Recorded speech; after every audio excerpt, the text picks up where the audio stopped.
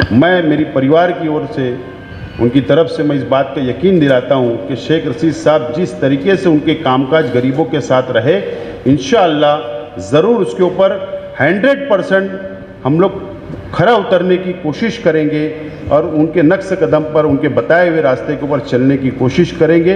मरहबा collection, एक ही छत के नीचे फैशन का सारा सामान। मरहबा कलेक्शन में उम्दा क्वालिटी के कपड़ों के अलावा शूज, लेडीज फैंसी चप्पल, जेंट्स चप्पल एंड हौजीरे आइटम्स वगैरह भी मिलेंगे। हमारा पता याद रखें, Jamhoor high school main road, जैतून हजीन मस्जिद के पास, मालदा चौक, मालेगांव।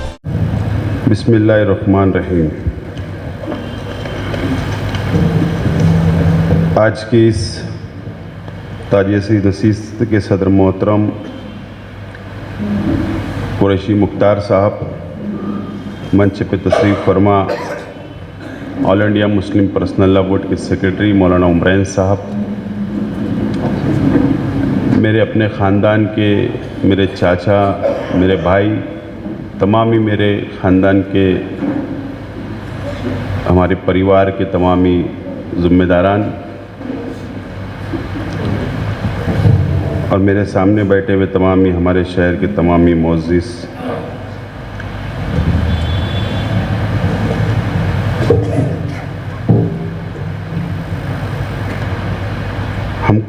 मुझको यकीन नहीं आ रहा है कि मैं मेरे वालिद की ताज़िए नसीहत में बैठा हूँ।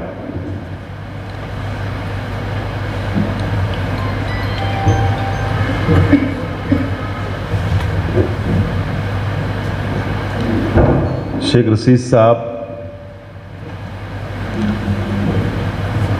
4 महीने से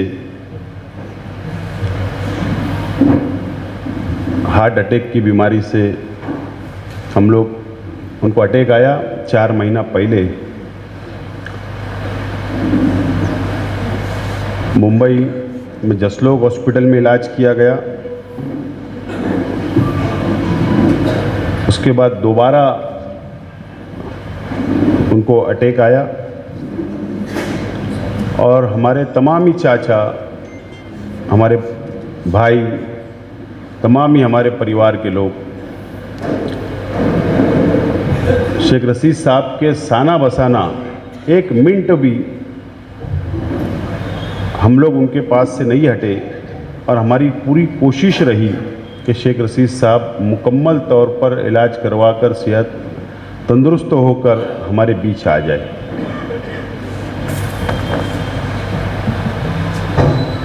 बहरहाल शेख रशीद साहब का इंतकाल हुआ, हमको छोड़कर वो इस दुनिया से चले गए। उसके बाद उनकी कुछ बातें याद आ रही है।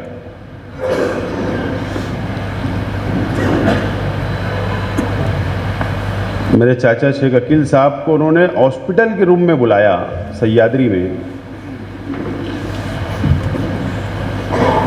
अब हमको समझ में आ रहा है कि उन्होंने क्यों बुलाया था और उनको बैठाया और बैठा के कहा कि फ़ला फ़ला शख्स से मेरा पैसा लेना है और फ़ला फ़ला शख्स से मुझको पैसा कर्ज देना है, और एक फहरिस्त बनाकर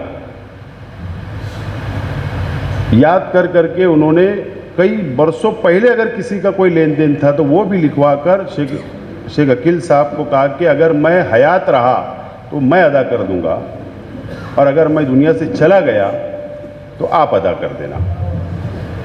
तो आज वो बात याद आ रही है कि उनको शायद अल्लाह की तरफ से समझ में आ गया था, या वो समझ लिए थे, या उनको इशारा मिल गया था कि मुझको इस दुनिया छोड़कर जाना है।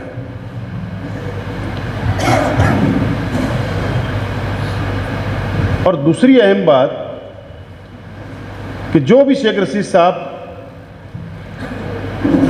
ने ज़मीन के धंधा कारोबार के अंदर जो रुपया पैसा कमाया, जो प्रॉपर्टी है, शरीयत के मुताबिक बच्चों में तकसीम कर देना, बीवी में तकसीम कर देना,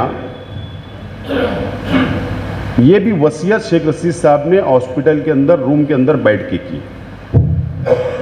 और जो एक बच्ची गोद ली शेख रशीद साहब ने 2 साल 3 साल पहले,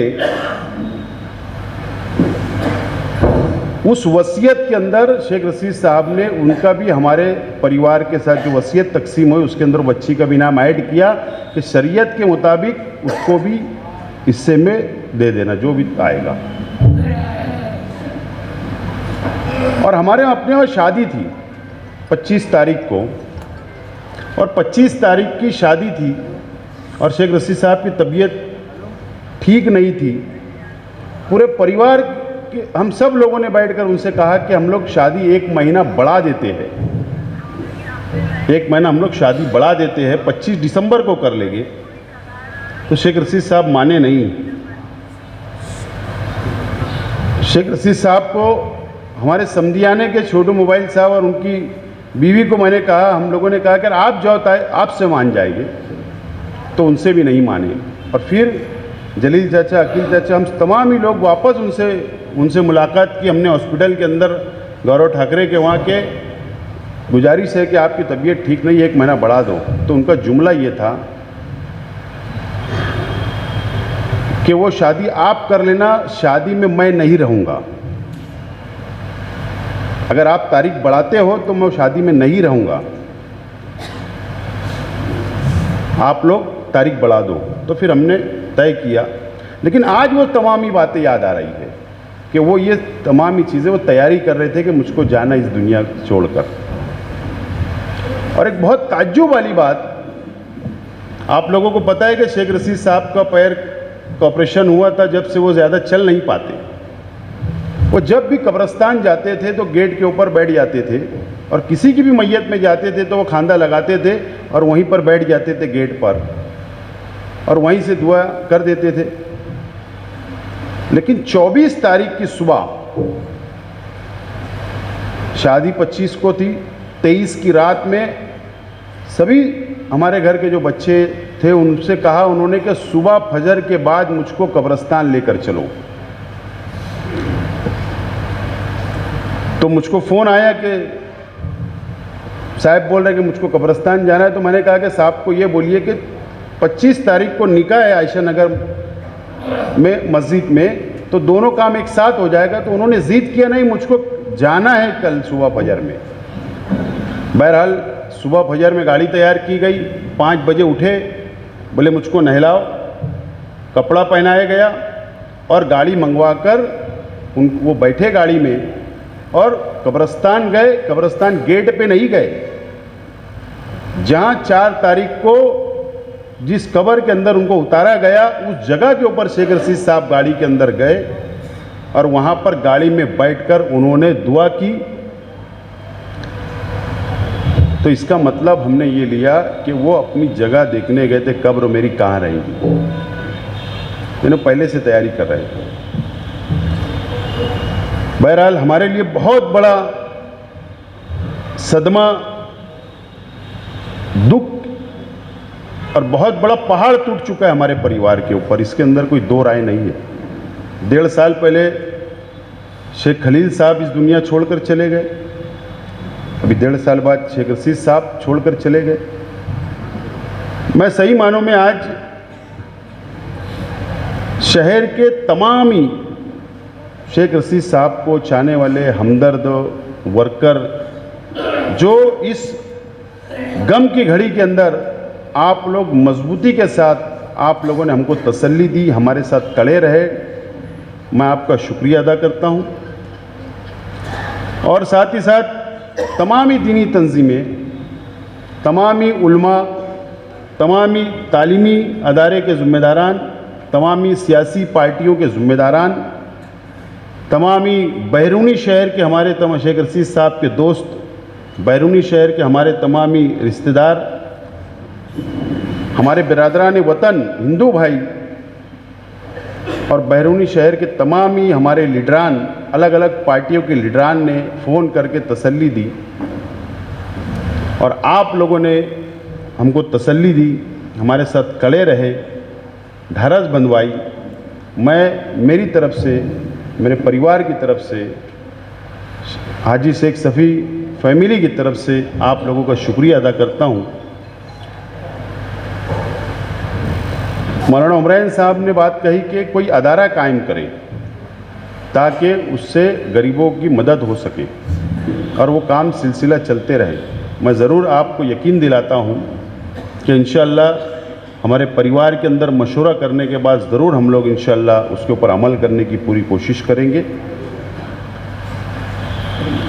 मुख्तार कुरैशी साहब ने कहा कि 2 मिनट में 3 घंटे में शेख रशीद साहब की बातें तारीफ़ बयान नहीं की जा सकती, उनकी यादों को बता नहीं जा सकता।